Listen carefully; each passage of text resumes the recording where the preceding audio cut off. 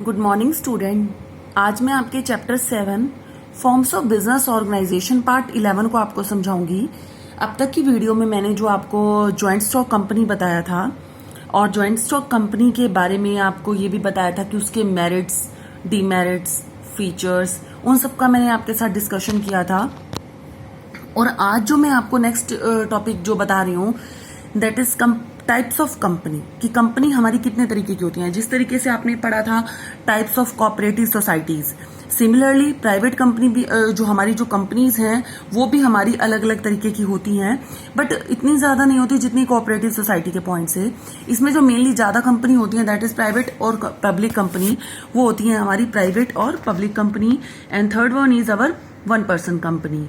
1% company को मैं आपको बाद में बताऊंगी, और प्राइवेट और पब्लिक कंपनी को डिटेल डिस्कशन के लिए मैं आपको पहले डिफरेंस बता देती हूँ। अगर आपने एक बार डिफरेंस समझ लिया तो नियर अबाउट 80% तो आपको प्राइवेट और पब्लिक कंपनी के बारे में पता चल जाएगा। जो 2-3 पॉइंट हैं वो मैं आपको पैराग्राफ के थ्रू, जो इसके पॉइंट्स दे रखे हैं सेपरेट से, उनके थ्रू बता दूंगी। बट उससे पहले हम डिफरेंस पढ़ेंगे, जिससे आपको दोनों के बीच का डिफरेंस पता चल जाएगा और दोनों के फीचर्स पता चल जाएंगे कि दोनों में क्या क्या क्वालिटीज हैं। देखिए, difference between private and public company, private company and public company, it has minimum 2 and maximum 50 members। जो प्राइवेट कंपनी होती है उसमें कम से कम 2 मेंबर तो होने जरूरी हैं और ज्यादा से ज्यादा 50, और इसके अंदर मिनिमम 7 और मैक्सिमम की कोई लिमिट नहीं होती जो हमारी पब्लिक कंपनी होती है। तो दोनों के बीच का आपको ये डिफरेंस पता चल गया कि प्राइवेट कंपनी में minimum 2 and maximum 50, and public company minimum 7 and maximum is unlimited. Second point is it cannot invite general public to buy its shares and debenture. It invite general public to buy shares and debentures. अब देखिए कि जो ये वाली company होती है general public को invitation नहीं देती कि वो उनके शेयर्स और डिबेंचर जो है वो खरीदें। कुछ फॉर्मेलिटीज होती हैं, अगर हम ट्रांसफर भी करते हैं शेयर्स को तो पब्लिक कंपनी में ऐसा होता है, बट पब्लिक कंपनी जो है वो जनरल पब्लिक को भी इन्विटेशन देती है शेयर्स और डिबेंचर परचेज करने के लिए। नेक्स्ट आता है हमारा third point, there are certain restrictions to transfer of its shares. Its shares are freely transferable. पहले इसको पढ़ते हैं हम, फ्रीली ट्रांसफरेबल। अगर ए और बी और सी ने शेयर्स खरीद रखे हैं पब्लिक कंपनी के, ए अपने शेयर्स डी को बेचना चाहता है तो इजीली वो ट्रांसफरेबल कर सकता है। बट इस केस में अगर वो डी को बेचना चाहता है तो कुछ रिस्ट्रिक्शंस होती हैं कि वो डी को बेच सकता है या नहीं बेच सकता, या कौन सी उसको फॉर्मेलिटीज जो है वो पूरी करनी पड़ेंगी उन शेयर्स को बेचने के लिए। It can commence business after incorporation. It can commence business after certificate of commencement. जब हम कंपनी बनाने लगते हैं तो उसके अंदर 4 स्टेप्स होते हैं। वो 4 स्टेप्स का डिस्कशन मैं आपसे आगे करूंगी अभी इसी वीडियो में ही। तो जब स्टार्टिंग के 2 स्टेप्स जो हैं कंप्लीट हो जाते हैं तो प्राइवेट कंपनी बन सकती है, बट पब्लिक कंपनी के लिए चारों स्टेप्स को पूरा करना जरूरी होता है। दोबारा से समझिए, कंपनी को बनाने के लिए 4 स्टेप्स जो है हमारे होते हैं: promotion, incorporation, capital subscription, commencement of business. जैसे कि इसमें दे भी रखे हैं, मैं आपको बता देती हूँ कि किसी कंपनी को अगर हम बना रहे हैं, शुरुआत कर रहे हैं, तो ये 4 स्टेप्स होते हैं। अगर प्राइवेट कंपनी है तो ये स्टार्टिंग के अगर 2 पॉइंट्स भी पूरे कर लेगी तो भी वो ओपन हो सकती है, बट पब्लिक कंपनी के लिए इन चारों स्टेप्स को पूरा करना जरूरी होता है, तब जाके हमारी जो पब्लिक कंपनी है वो बनती है। देखिए आगे, देखिए, it has right private limited after its name, it write limited, only limited after it's name. जो प्राइवेट कंपनी है उसको प्राइवेट लिमिटेड लिखना पड़ता है अपने लास्ट में। आप काफी सारे प्रोडक्ट्स जो है मार्केट में से लेके आते हो, किसी के पीछे ओनली लिमिटेड लिखा होता है, किसी के पीछे प्राइवेट लिमिटेड लिखा होता है। तो इसके एग्जांपल्स हैं, जरूरी नहीं है कि यही कंपनीज हैं, और भी काफी सारी कंपनीज हैं जो प्राइवेट भी हैं और पब्लिक, ये तो जस्ट एक एग्जाम्पल्स हैं।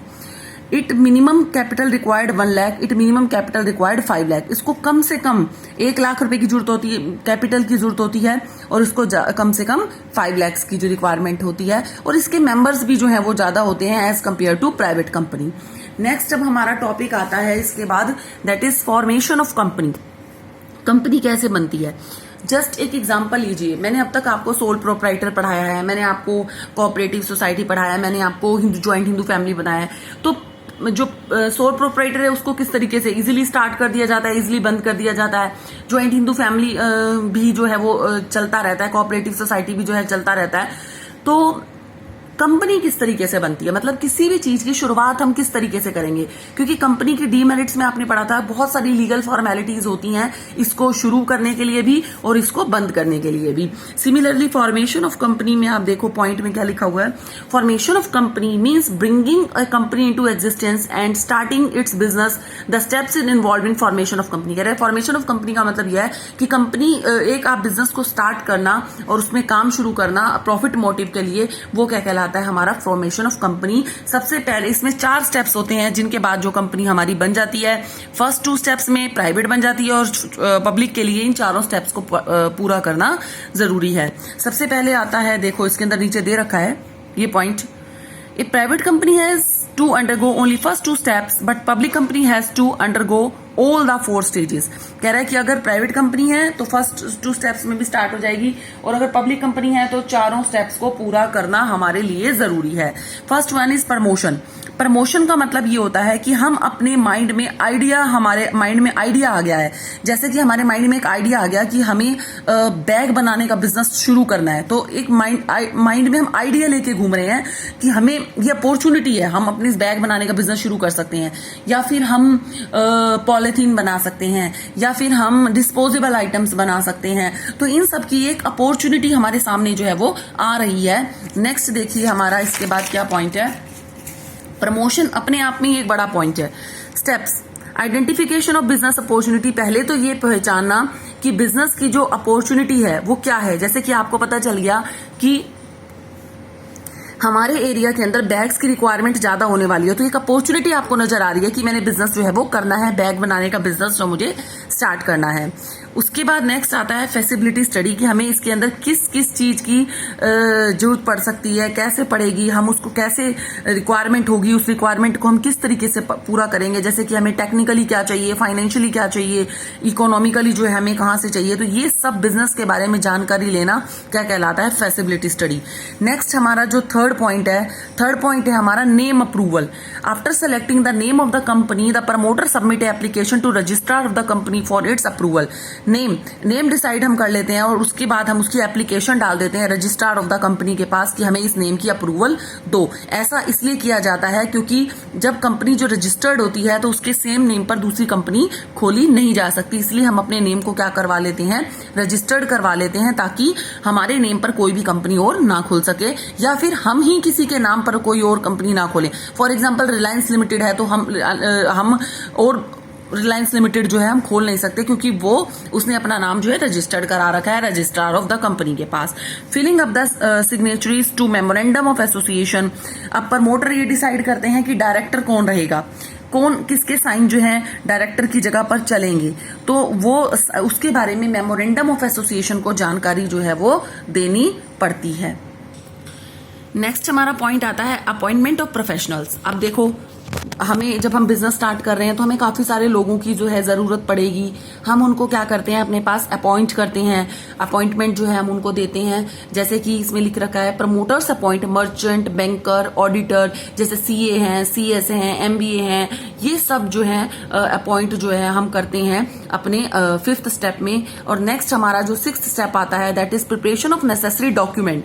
Promoter prepare certain legal document as memorandum of association, article of association which have to submit it to the registrar of the company। जो लास्ट स्टेप होता है हमारा प्रमोशन का वो ये होता है कि जितने भी नेसेसरी डॉक्यूमेंट्स हैं हम क्या करते हैं, उनको प्रिपेयर करते हैं, और उनको प्रिपेयर करने के बाद हम क्या करते हैं, रजिस्ट्रार ऑफ द कंपनी के पास क्या करवा देते हैं, सबमिट करवा देते हैं।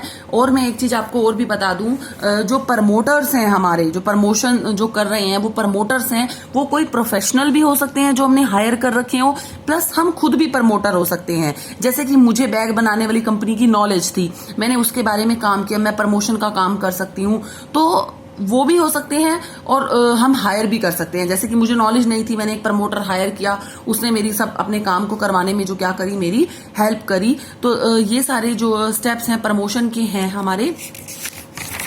ये हमारा फॉर्मेशन ऑफ कंपनी का फर्स्ट पार्ट है। प्रमोशन के सब पॉइंट्स जो है मैंने आपको अभी डिस्कस करे हैं। प्रमोशन का मतलब होता है हमारे माइंड में आइडिया आया है हमने बिजनेस को स्टार्ट करने का, तो ये हमारा कौन सा स्टेप था, प्रमोशन का स्टेप। जो नेक्स्ट वीडियो में मैं आपको बताने वाली हूँ दैट इज इनकॉर्पोरेशन।